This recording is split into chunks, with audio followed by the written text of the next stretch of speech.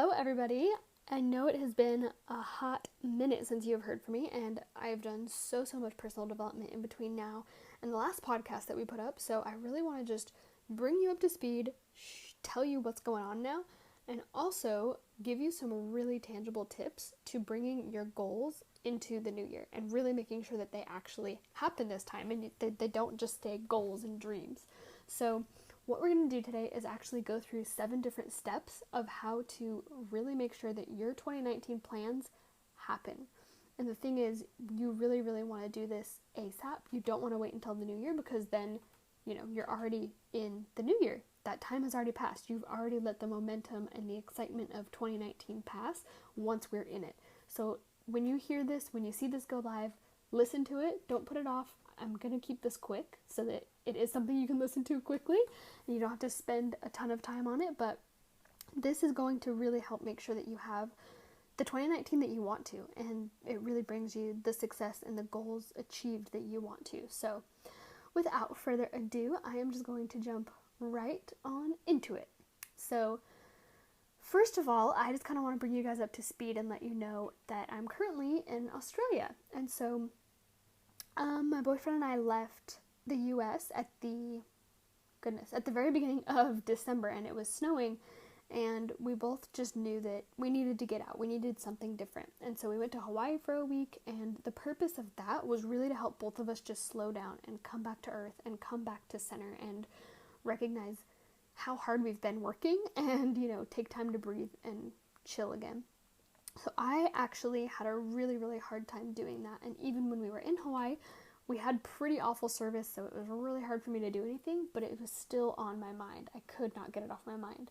And then once we got to Australia, which we've been here for, I think, about 2 weeks now, once we got here, it was just so much easier for me. For whatever reason, Australia just feels like home, and that's honestly why I just keep on coming back. So in between that time, what I was doing was lots of personal development. So I've been listening to a bunch of different podcasts, of course, Manifestation Babe as always, and I've also been reading different books. So a couple of the books, honestly, I don't think are really even worth mentioning, but 2 of them are absolutely outstanding, and I definitely want to mention them here.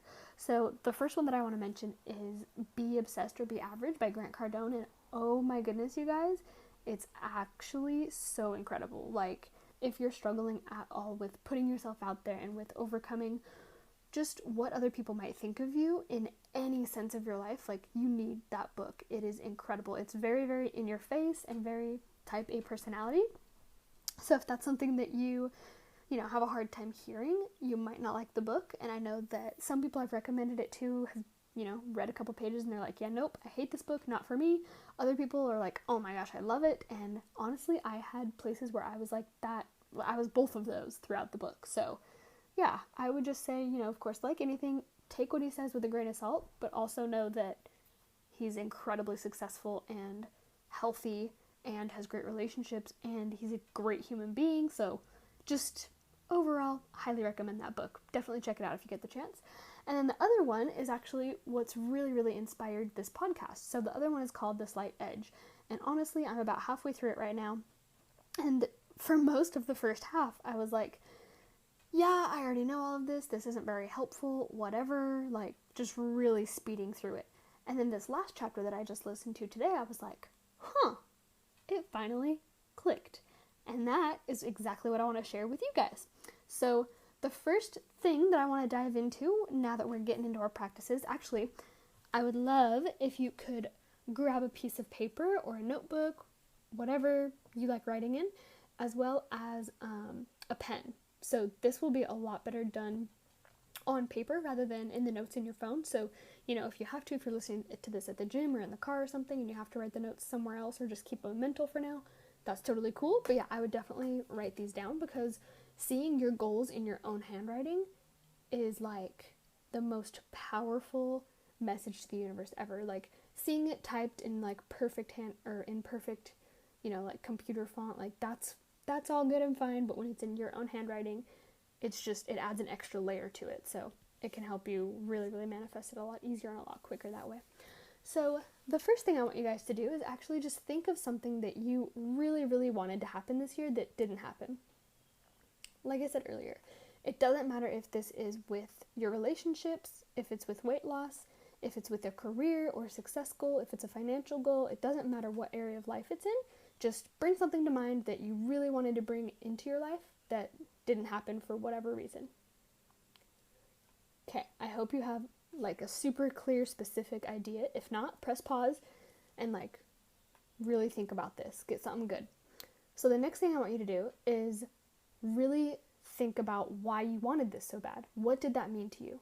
How important was it to you that you hit that goal? So again, like this might be something that comes to you really easily. It might be something that takes a lot more time and thought for you to come up with the right answer, but that really helps you come up with an answer that resonates with you really deeply. So the reason that I wanted you to do that is because when we set goals and we don't have a really strong reason why we want to hit them, it's extremely unlikely that you'll actually hit them. And the reason for that is because when you come up against roadblocks, when you come up against, hardships, turns in the road, U-turns, derails, whatever it is, if your reason why you want that isn't stronger than whatever's derailing you, you're not going to move forward. And that's not, me being rude or me saying like you can't hit your goals. It's just saying if you don't have a strong reason why you want to lose that weight, you want to have that relationship, you want to have that financial goal, you want to have that career success. If you don't have a really strong reason behind that, it's not going to happen. So one of the big things from Grant Cardone that he was saying was that his biggest motivator in life was his family, and that even as a kid, they were very, very well off until his dad passed away when he was really young, and then they were struggling the entire rest of his, young adult life. And then that of course ended up becoming his goal in life, was to make sure that his family never had to worry about anything like that, and they could have as many choices as they wanted to. And so family is the main driver for him, even though he has I'm trying to remember everything and also breathe so I don't speed through this too fast for you guys. But family is his main concern, his main goal, even though he has a real estate business and he has a massive social media business and he has all of these other things. He's huge in his church community. He's really big in the military community. He's really big in a lot of different things, but all of those tie into making sure that his family is really, really taken care of. And he even brings all of those other people in, all of those businesses and everything. He brings his family culture into those environments. So again, it's really, really all tied into his main goal in life. So I really want you guys to focus on what your purpose is and what it is that your goal is in life, what it is that you want out of life, and then just take a look again at that goal you really wanted to hit this year that you didn't quite hit and see if that aligns. If it does, amazing. If not, that's totally fine. Just really think about it and think, okay, is this going to be worth my time and effort if this isn't actually moving me forward to where I want to be 10, 20, 30 years from now? So the next thing is basically what I'm going to go through now is about 7 different tips and things to just kind of think about and keep in your mind as you're going through what your goals are for this next year. So the first thing is always, always, always show up. So whatever your goal is that you picked, if that's weight loss, we'll just pick weight loss for this because I feel like it'll be really easy to come up with examples. So if weight loss is your goal, that means you need to show up. So it doesn't matter if for you that means showing up in the kitchen every morning and actually planning out what you're going to eat, or if that means showing up in the gym, hiring a personal trainer, hiring a nutritional coach, hiring even just an accountability buddy, maybe getting a friend on board to do it with you. It just means showing up. So most people, when they set their New Year's resolutions and they are around losing weight, most people maybe will go for the first week, first 2 weeks, first 3 weeks, but it's something insane. 90% of people drop off by the end of January. So that's not even a month, you guys. And if you are in college or you've been in college, you would know that it's exactly the same there. Class is full of, these big lecture halls are full with 400 people the first week of school, and then maybe not even a week later, it's down to less than 100 people. It goes quick. So when most people won't even show up, just by doing that, just by showing up, you have a higher chance of success than all of those around you. As long as you outlast them and you are the last one standing, like, you are going to succeed, you are going to move forward. So of course that goes for business, that goes for relationships, that goes for weight loss, it goes for no matter what your goal is, it counts with all of those. So the next thing is really being consistent.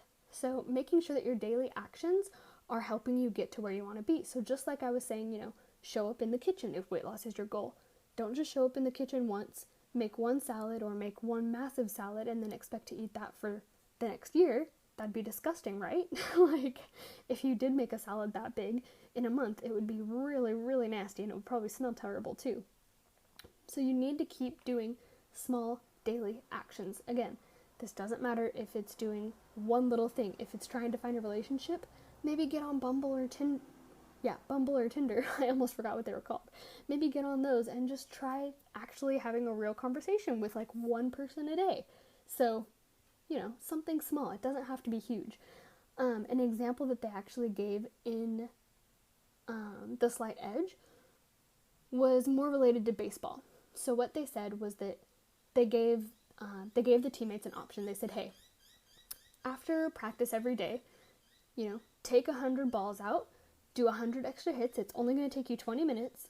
But if you do that every day, 5 days a week, so obviously they aren't practicing 7 days a week, but even if you only do that 5 days a week, that's 500 extra hits in a week. So that's 500 extra chances of them getting better, right? Their swing getting better. If they keep doing that for a month, that's 2,000 extra swings. So, if you're doing 2,000 extra swings, you're going to get a lot better, right? So if they keep that going for 10 months, that's 20,000 extra swings. So they're really going to get a lot better after that time, right? So start thinking about this in your life. If you're showing up every day, making that meal, reaching out to someone new, going out to meet new people, doing one more small thing in your career or your business, that's going to add up a lot when you combine all of that time together. So the next thing he said was, now, if you get 5 teammates to do that with you, that's 100,000 extra swings. So keep in mind, that was only 10 months, and they were spending 20 minutes 5 days a week. That's it. It's not a huge commitment. They're not saying, okay, now you need to run 20 extra laps, you need to do 100 extra hits, and you don't need to do all these other things. So if we're going to go back to weight loss again, if losing weight is your goal and you aren't doing anything to move towards that right now, I don't want you to go all in and commit to a gym and a new eating routine and a new sleeping routine and personal development. Like, that's way too much and you're going to get burned out, I promise you. So don't do that. Just pick one thing that's not going to be too much of a commitment for you. Stick with that for a month. If that gets easy for you, add another thing on. So that's really how you're going to make these changes last and make it really all add up. It's the daily actions that build success, not the one-time marathons. So keeping that in mind, the things that are going to help you succeed are the little things. And the reason for that is because the little things are easy to do, but they're also easy not to do. And I'm sure that you guys can think of something right now. What is something that held you back from achieving that goal that you set this last year that maybe you could have achieved in small little daily actions, but it was easy not to do, and that's why you didn't do it. So just keep that in mind. I just get carried away sometimes and I talk way too fast for myself. So now we're up to the third one. So the third tip I have for you guys is just have a good attitude. Always have a good attitude. So having a good attitude is really going to separate you from the majority of other people. And when you're doing that, honestly, you're doing the opposite of what most people do. Most people complain. Most people, when you ask them how they're doing, they try to find something to complain about. And that's really just how our culture is conditioned, unfortunately. So just be prepared for that and know that when you are doing that different thing, when you are going to the gym when other people aren't doing anything, when you are making healthy meals when everybody else is going out for drinks, when you are, going out to meet new people and trying to build that relationship, other people are going to be doing different things. That's totally okay. Just embrace where you're at so that you can enjoy the greatness that's going to be coming from you from putting in those small efforts.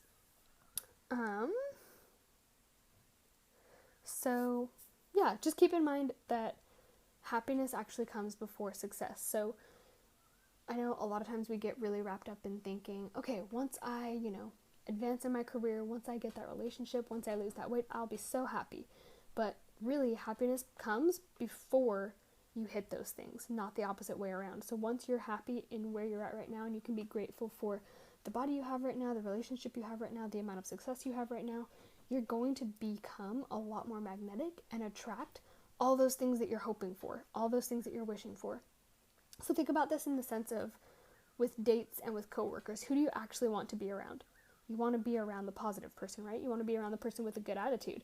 You don't want to keep bringing around people who complain about everything. So be that person and things will go a lot easier for you. So my next tip, number 4, is be committed for a long time. So you don't want the microwave fast food fix just because it's instant. It might seem easier in the moment.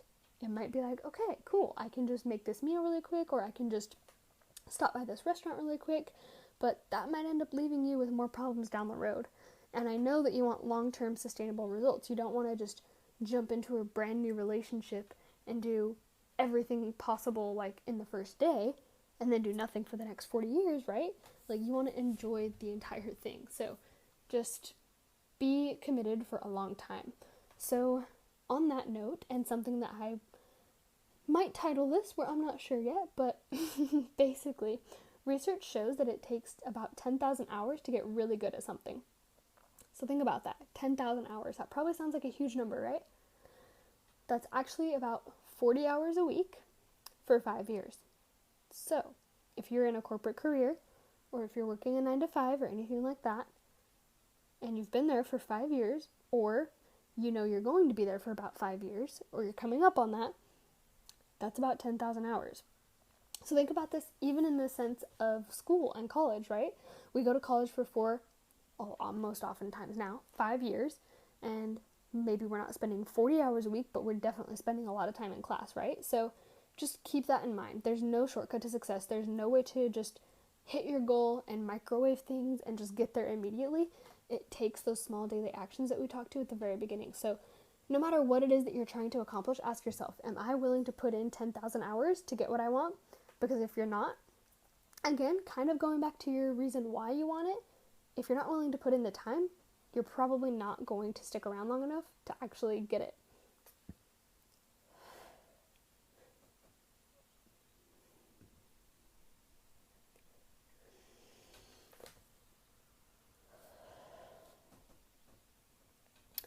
Alright, number 5. So this one is have faith and a burning desire.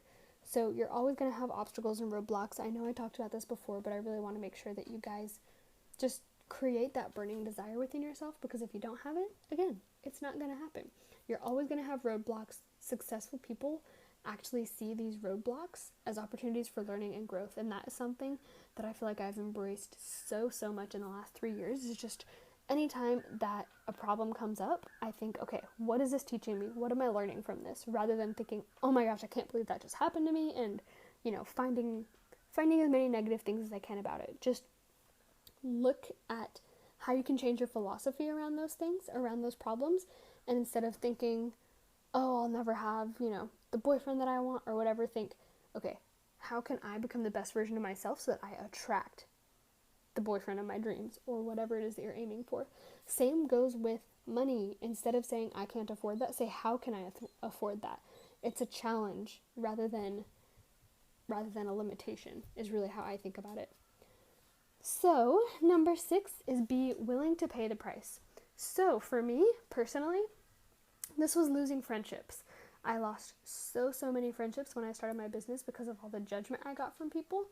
But for me, that was worth it, especially knowing and recognizing even in that moment that those friendships were extremely toxic and negative anyways, and those people were not going where I wanted to go, so I didn't need to listen to them. So know that when you are aiming to up-level your life, whether that's career, relationships, weight loss, whatever, health, there's going to be things that are going to change, for sure. So just be willing to pay the price. You might lose friendships, you might miss out on a promotion, you might be talked about behind your back, all these different things might happen, but if you just keep going and you succeed in your goals, like, just imagine yourself already being there. So imagine already being in that place where even with the naysayers, even with people talking behind your back or whatever is happening, you have already achieved your goals. So now look back at where you are right now and think, is it worth it?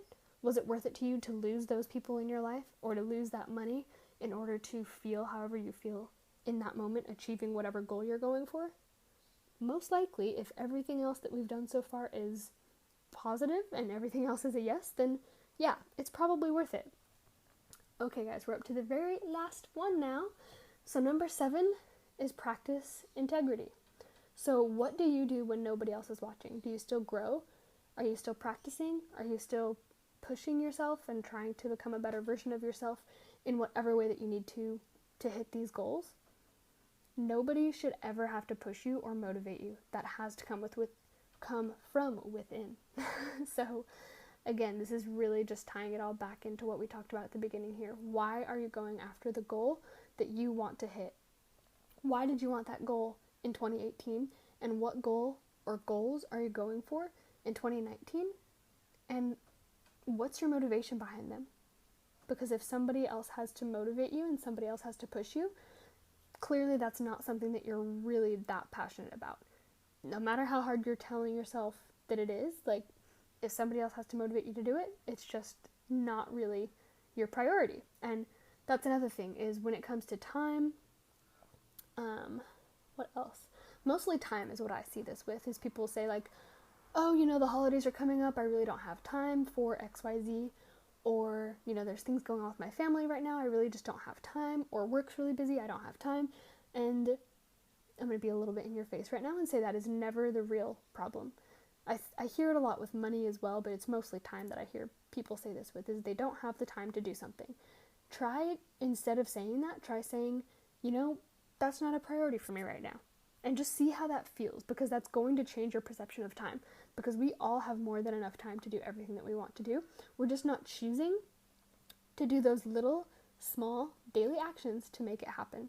So for example, in my business, I could very often say, especially the last few weeks of traveling, say that I don't have time to work it, I don't have time to do anything. But instead, I find time. I find 5 minutes here and there. I find 10 minutes here and there. I find an hour. Like, I just find time. I make time because it is my priority and I know what it's going to do for me. So think about that for yourself. What can you do and what do you need to do that you can fit into your life, and where can you fit it into your life to make sure that it really happens? So just a couple of little quotes on this note. So keep doing the thing that you said you would do long after the mood you set it in has left you. And another one is, little by little, a little becomes a lot. So again, really, really, really just pay attention to all of those little things that you can be doing every single day. So as a really quick little, wrap up of all of this, number 1 was be sure to show up. Number 2 was be consistent. Number 3, have a good attitude. Number 4, be committed for a long time. Number 5, have faith and a burning desire. Number 6, be willing to pay the price. And number 7, practice integrity. Keep going even when nobody is pushing you to go for it. So yeah, I hope that this has been helpful for you guys. I hope that this helps you see what's required to hit your goals. And honestly, I would absolutely love to hear what your goals are. So please go to the last post on my Ditch the Bullshit Instagram and let me know, what are your goals for 2019? What are you committed to achieving this year?